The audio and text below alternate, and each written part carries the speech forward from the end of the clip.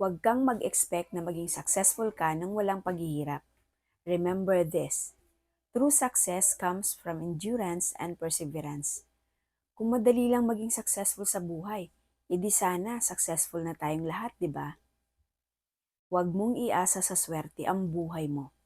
Invent an opportunity and embrace your failures.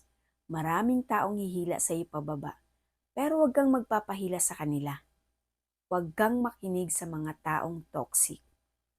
Oo, mapapagod ka sa paglalakbay mo. Dadaanan mo ang mahihirap na sitwasyon. Darating ka sa punto na mawawalan ka ng ganang gawin ang mga passion mo at mabibigo ka. Ang punto ko lang, the next time you fail at something, congratulate yourself. It is an achievement you are one step closer to actual success. Marami kang matutunan sa mga kabiguan mo. Along the way, you learn a lot about yourself and learn a lot about what makes you happy.